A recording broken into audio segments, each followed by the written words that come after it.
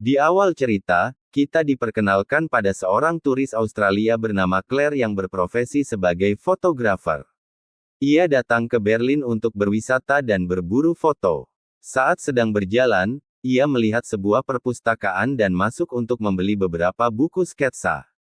Ketika hendak menyeberang jalan, ia menabrak seorang pria bernama Andy. Andy membantunya mengambil barang-barang yang jatuh. Untungnya, Andy bisa berbahasa Inggris, tidak seperti kebanyakan orang di Berlin yang hanya berbicara bahasa Jerman. Mereka berdua pun mengobrol dan pergi ke taman. Di sana, Andy memberitahu Claire bahwa ia adalah seorang guru bahasa Inggris, dan Claire membalas bahwa ia adalah seorang fotografer yang sedang bekerja. Sepanjang hari itu, mereka berkeliling Berlin. Claire merasa sangat senang bersama Andy. Saat malam tiba, Andy mengantar Claire kembali ke hotelnya. Karena mereka berdua saling tertarik, Andy membelai rambut Claire, yang membuat Claire merasa sangat senang. Setelah sampai di kamar hotel, Claire melihat foto-foto yang ia ambil hari itu, dan ada beberapa foto Andy di dalamnya. Ia ingin bertemu Andy lagi, tetapi ia tidak memiliki alamat atau nomor teleponnya. Keesokan harinya, Claire kembali ke tempat mereka bertemu. Ia kembali bertemu Andy, dan Andy pun menyadari bahwa Claire menyukainya. Mereka kembali menghabiskan waktu bersama. Kali ini, Andy mengajak Claire ke rumahnya yang terletak di pinggir kota. Tempat itu sepi, tetapi Claire tidak peduli karena ia sudah menyukai Andy. Mereka berdua masuk ke dalam dan mulai berintim.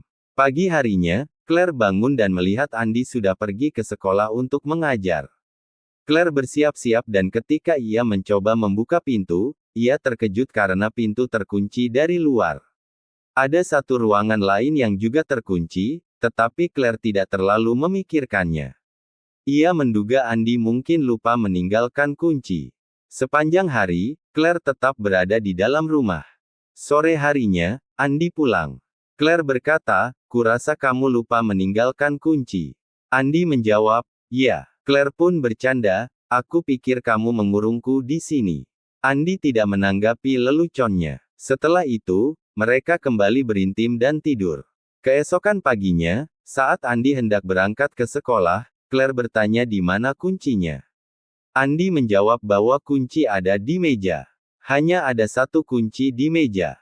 Claire melihatnya, lalu kembali tidur, dan Andy pergi ke sekolah. Setelah beberapa saat, Claire bangun dan melihat sebuah foto dirinya dengan tulisan, "Mine, milikku," di bahunya. Claire merasa semua ini aneh. Ia mengambil kunci dan bergegas ke pintu, tetapi kunci itu tidak cocok. Ia menyadari bahwa Andy sengaja meninggalkan kunci yang salah. Ia kemudian mencoba mengisi daya ponselnya. Ponselnya menyala, tetapi ia melihat kartu SIM-nya sudah dicabut. Andy telah mengambilnya. Claire panik dan sadar bahwa Andy bukan orang baik.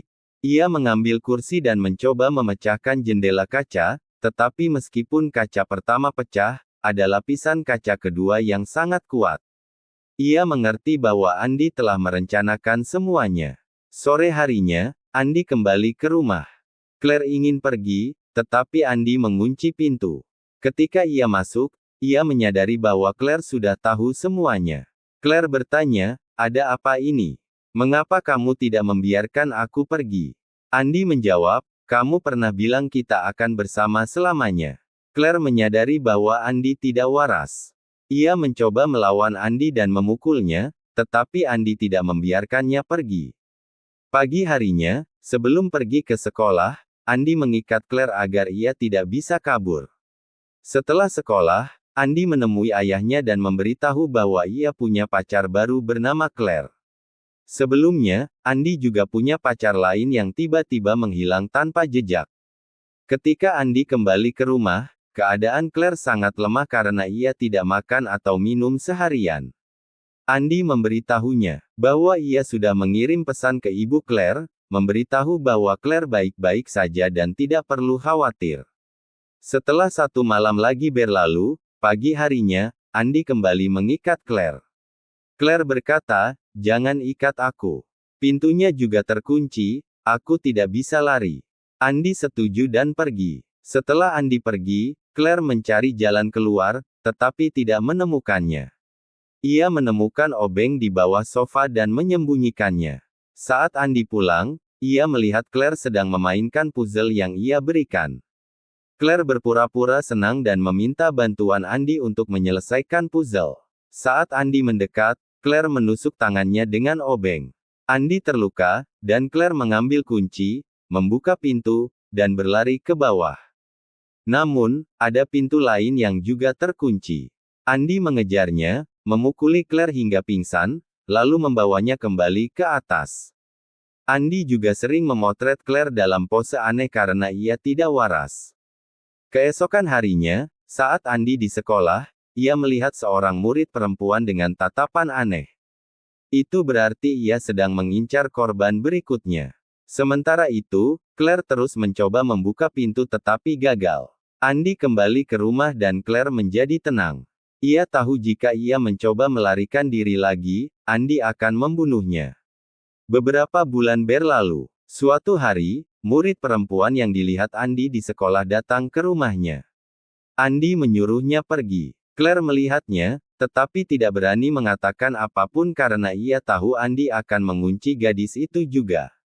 Berbulan-bulan berlalu di rumah itu, Andi memotong rambut Claire. Ada satu ruangan terkunci yang sering dikunjungi Andi. Di sana, Claire juga menemukan rambut orang lain di bak mandi. Ia menyadari bahwa ia bukan satu-satunya korban Andi. Musim dingin tiba, Andi meninggalkan Claire sendirian di rumah tanpa listrik. Claire kedinginan. Beberapa hari kemudian, Andi kembali. Ayahnya meninggal, dan ia sangat sedih. Claire yang sudah pasrah memeluknya, seolah menerima nasibnya. Setelah itu, Claire mulai bersikap normal kepada Andi. Andi bahkan membelikan seekor anjing untuk Claire, yang membuat Claire sangat senang karena ia punya teman. Suatu hari, Andi membawa Claire ke tempat sepi di dalam bagasi mobil. Ia ingin membunuh dan mengubur Claire. Claire menutup matanya dan pasrah. Tiba-tiba, seorang ibu dan anaknya datang. Ibu itu terluka. Andi pergi untuk membantu ibu itu, dan Claire memanfaatkan kesempatan itu untuk meminta bantuan pada anaknya, tetapi anak itu tidak mengerti bahasa Inggris. Ia hanya mengerti bahasa Jerman, jadi ia menjauh. Andi akhirnya tidak membunuh Claire dan membawanya pulang. Keesokan harinya, saat Andi pergi ke sekolah, Claire masuk ke ruangan yang selalu terkunci. Di dalamnya, ia menemukan banyak foto telanjang dirinya, serta foto-foto gadis lain. Ia sadar Andi telah melakukan ini pada banyak gadis lain sebelum ia membunuh mereka. Tiba-tiba, ia melihat cahaya senter dari jendela. Ada seorang pria yang sedang memeriksa rumah. Pria itu melihat Claire di jendela dan Claire meminta bantuan. Pria itu mencoba membuka pintu, tetapi Andi tiba-tiba datang dan membunuh pria itu. Claire melihatnya dari lubang kunci dan mulai berteriak. Andi membakar mayat pria itu. Beberapa hari kemudian, Andi membawa buku catatan murid-muridnya ke rumah untuk diperiksa. Claire melihatnya dan mendapat ide. Ia berencana menaruh fotonya di buku catatan murid perempuan yang pernah datang ke rumahnya. Rencananya tidak mudah karena Andi duduk di dekat buku-buku itu. Andi membaca koran, dan di sana ada berita tentang Claire yang hilang. Andi menyadari ia dalam bahaya. Ia menyuruh Claire mengemas barang-barangnya. Claire tahu Andi akan membunuhnya atau menguncinya di tempat lain. Ia mendekati kompor gas dan sengaja membakar tangannya. Andi berlari ke dalam untuk mengambil obat, dan saat itulah Claire berhasil menyelipkan fotonya ke dalam buku catatan murid itu. Foto itu menunjukkan Claire yang diikat dan disiksa oleh Andi. Keesokan harinya, Andi mengembalikan buku catatan kepada murid-muridnya. Murid itu melihat foto Claire di buku catatannya. Ia pernah melihat Claire di rumah Andi, jadi ia mengerti bahwa Andi telah menculik Claire. Ia lari, tetapi fotonya terjatuh dan diambil oleh siswa lain yang kemudian memberikannya pada Andi. Andi tahu murid itu akan melaporkannya. Ia pun bergegas pulang dengan tongkat besi. Ia ingin membunuh murid itu dan Claire. Andi melihat pintu rumahnya terbuka. Ia mendengar suara dari lantai atas dan mengira mereka berdua ada di sana. Ia naik, tetapi Claire memanggilnya dari lantai bawah. Andy pun turun, dan saat ia masuk, Claire mengunci pintu dari belakang. Ia mengunci Andy di dalam rumah yang sama di mana Andy mengurungnya selama berbulan-bulan. Claire duduk di luar dan menangis, lalu pergi bersama murid itu yang bersembunyi di lantai atas. Di akhir cerita, kita melihat Claire kembali di jalanan Berlin, bebas. Ia menghirup udara segar setelah berbulan-bulan dikurung. Andy tetap terkurung di rumah itu. Menurutmu, apa yang akan terjadi pada Andy? Akankah ia bisa keluar dari rumah itu? Atau akankah murid itu melapor ke polisi?